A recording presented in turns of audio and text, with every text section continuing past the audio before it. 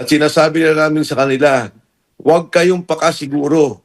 Huwag niyong isipin na pagka natanggal niyo sa impeachment si VP Inday Sara, ay tapos na ang mga Duterte. Tapos na ang inyong pananagutan.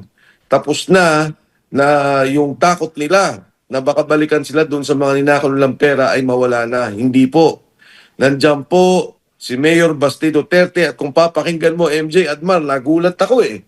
Dahil lang sabi nila, ipikit mo yung mata, pakinggan mo si Basti Duterte. Eh kako, tinitingnan ko si Basti Duterte, pati yung mga mannerism, yung kanyang pananalita, yung mga kanyang kilos, eh talagang para ko nakikita yung bata si Pangulong Rodrigo Duterte. Kaya totoo po yan. Nagkaroon po ng launching ang inyo pong pangkat at maaari po bang may paliwanag? Ano po ba itong Rage Coalition? At sinabi kasi doon sa event na isusulong daw ng koalisyon ang pagpapanagot dito sa mga issue ng katiwalian, lalo na yung involved sa flood control. Yes, MJ. Alam mo, MJ, Admar, sa atin lahat po, no, napakaraming organisasyon na sumusuporta sa Pangulong Duterte at partikular, siyempre, kay Vice President Inday Sara Duterte. Noon pa man yan, tumulong na sila nung tumakbo ang Pangulong Duterte, tumakbo ng Vice President si VP Inday. At itong mga grupong to, parang ano sila, loose coalition. No? Ang ibig sabihin, may kanya-kanyang pagkilos, may kanya-kanyang galaw, maging nito mga dumaang panahon. Minabuti namin, kami ni Speaker Bebot Alvarez, na makipag-usap kay Mayor Basti Duterte at paniwalag na kinakailangan na magkaroon na ng organisadong pagkilos.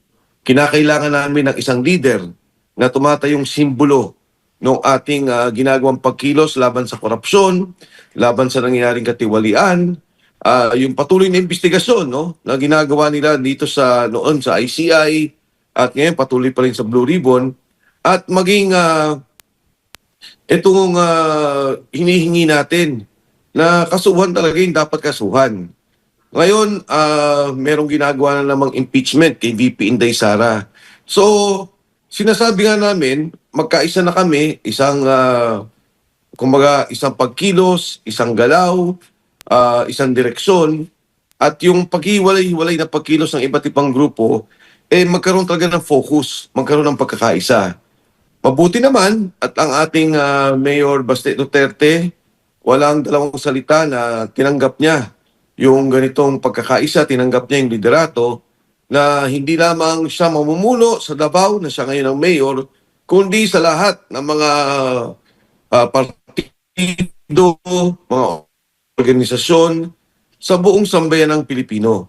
Kaya ito na i-launch yung Rage Coalition at siya ang tumatayo namin leader. At ang kinatawan naman o ang kanyang grupo ay ang PDP Laban na siya ngayon ang presidente. Ako, MJ Admar, ang Secretary General ng Reform PH Party. Ang aming chairman ay si Gringo Honasan. At si Speaker Bebot Alvarez naman ang pinuno o taga-pamahala ng Partido Reforma. Kaya ang tatlong partidong yan, nagkaisa, nagpirmahan. At sa ilalim niyan ay kasapi namin o kasama namin ang iba't ibang grupo katulad ng Maisog, katulad ng PANA, yung Alliance for Accountability na pangungunan naman ni Secretary Esperon. Nandyan din ng Kampilan, kasama sila ka Eric, no? So ito yung mga grupo na ibinuo para dyan sa pagkakaisang yan. Opo, sir, ano po ang aasahan ng taong bayan sa bagong buong koalisyon? Kasi marami po kasing mga pangkat at mga grupo na hanggang launching lang. Wala namang follow-up na mga ganap. Kasi taong bayan naghahanap ngayon ng avenue at ng mga masasandalang personalidad at pangkat para po i-voice out ng kanilang hinaing dito po sa mga nangyayari sa kasalukuyang pamahalaan. Tama yan, MJ. Alam mo, ang aming grupo naman, tuloy-tuloy na kumikilos nga eh. Ang katulad na nabanggit ko, nangyayari nga, hiwa-hiwalay pa nga yung aming pagkilos kung minsan hindi kami nagkakaroon ng koordinasyon. Pero sa akin palagay, no, kung galaw lang naman o pagkilos, eh dire-diretso yung aming pagkilos. Katulad sa ngayon, kahapon galing ako dyan sa Luneta. yung grupo ng mga Batanggenyo na pinangunguna ni Congressman Leon Viste na itong mga magsasaka natin, manggagawa mula Batangas, ang kahilingan ay ibaba ang implementasyon ng VAT. Yung kanilang hiling 12% to 10% na lang.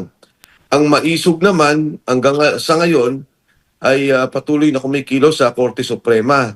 Kaya ito'y magkakaroon kami ng pagkakaisa, pag-uusap sa mga darating na pagkilos namin. Particular dito, MJ, yung, di ba nandyan ngayon ang impeachment hearing. Dapat nga may pagkilos kami na gagawin pero ayusin pa namin para kami pumunta dito sa Kongreso. Pero yun nga, sa ngayon wala namang grupo o hindi naman pa pumupunta si VP Inday Sara. Pero baka ngayong araw lang o bukas ay mabubuo na namin yung mga koordinasyon. Hindi na naman ito pagkilos, MJ. Meron na gumagawang pagkilos, yung koordinasyon na lang para kami makapagtulong-tulong at mabigyan ng suporta ang pagkilos ng bawat isa sa amin.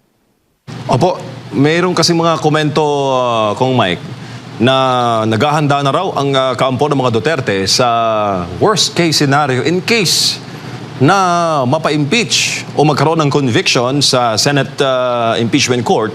Kung aabot man tayo doon sa story na yon, para po sa 2028, ang plan B daw ay si Mayor Baste. Anong masasabi mo doon, sir?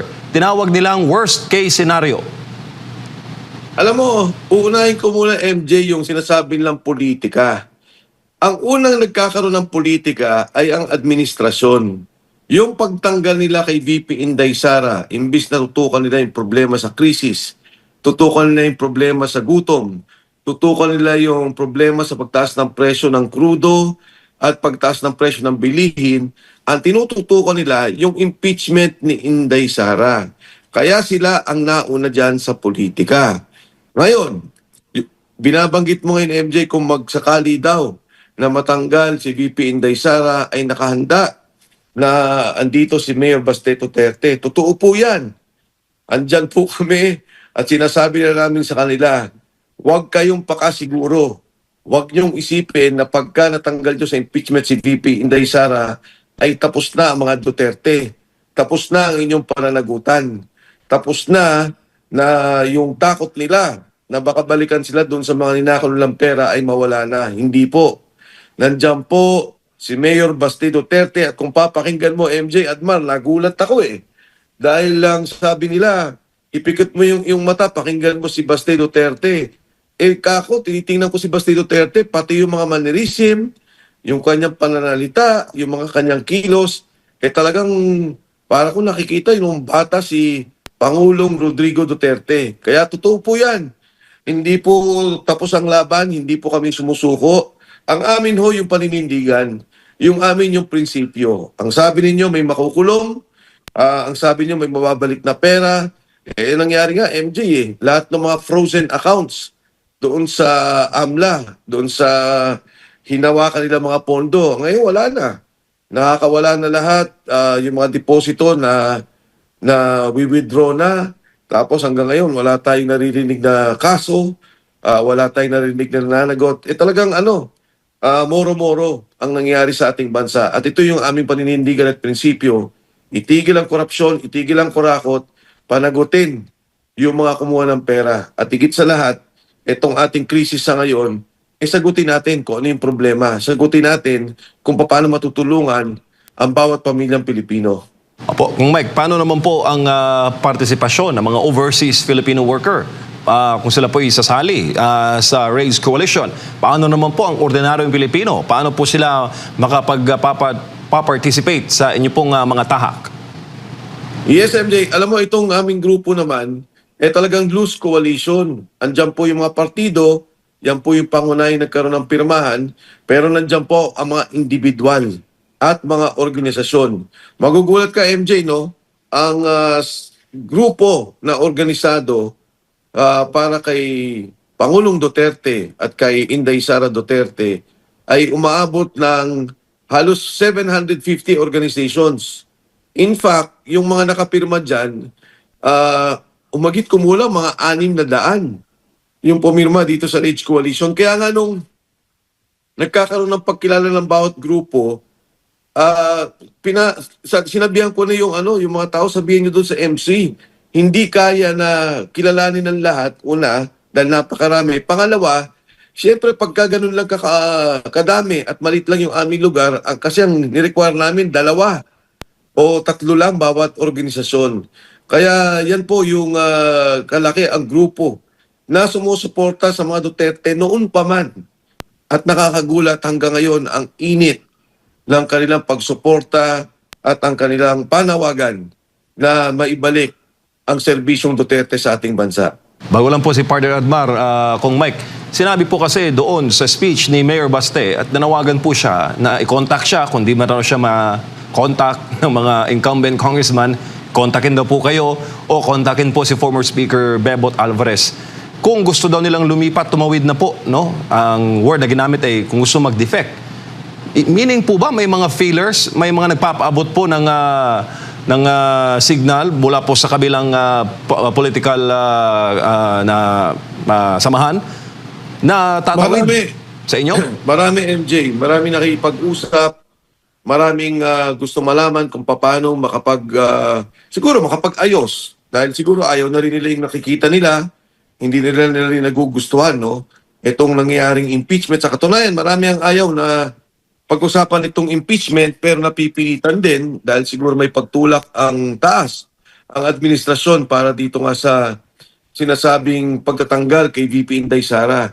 At syempre, umahanap din sila ng papayungan kung sila ba'y tanggap, kung sila ba'y pagbibigyan, kung ano ba yung magiging usapan o magiging tulungan dito sa administrasyon kay Vice President Inday Sara sa darating na panahon.